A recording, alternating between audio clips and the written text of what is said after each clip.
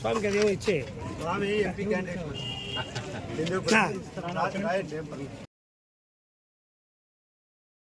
Parliamentary నియోజకవర్గం నుంచి ఒక ఎంపీ క్యాండిడేట్ గా నిలబడి పోటీ చేయాలనేటువంటి ఆలోచనని వ్యక్తం చేశాను. భారతీయ జనతా పార్టీ అధిష్టానానికి, అలాగనే రాష్ట్ర కార్యవర్గానికి, అందరికీ కూడా వారందరూ ఆలోచించి తప్పకుండా ఆ ప్రకటన తెలియజేస్తారని కూడా ఆశిస్తున్నాను. ఇక్కడ ఎందుకు హిందూపురానికి ఆవశ్యకత అని అంటే, ఇక్కడ నేను అనేటువంటిది ఒక వ్యక్తి ప్రధానం కాదు.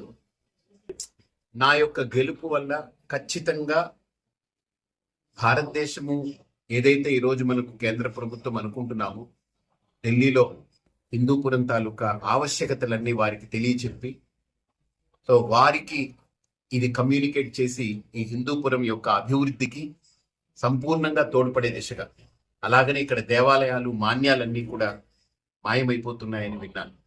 ఉదాహరణకు పెనుగొండలో లక్ష్మీనరసింహస్వామి యొక్క భూమి 5 ఎకరాలు, అది సరిగ్గా కనుక సద్వినియోగం అయితే నెలకి 50 లక్షలు ఆ దేవస్థానానికి వస్తుంది. నాకు హిందూపురం అనగానే భారతదేశంలో హిందూ అనే ఒక శబ్దంతో కూడుకున్నటువంటి ఊరు ఇదొక్కటే ఉంది. కాబట్టి నా మనస్సును ఆకర్షించింది. నేను కూడా మొట్టమొదటి రథయాత్ర చేసినప్పుడు హిందూపురం వేదికగా ప్రారంభించాను, కదిరి నుండే ప్రారంభించాను. కాబట్టి నా మనస్సు కూడా ఖచ్చితంగా ఇక్కడ ఉండి గెలిచి ప్రజల యొక్క మనోభావాలకి అద్దం పట్టేలా ఢిల్లీలో దీని గురించి చెప్పాలనేటువంటి ఆలోచన ఉంది. తప్పకుండా వారి యొక్క అభిప్రాయాన్ని వారు త్వరలో వ్యక్తం చేస్తారని కూడా భావిస్తున్నాను.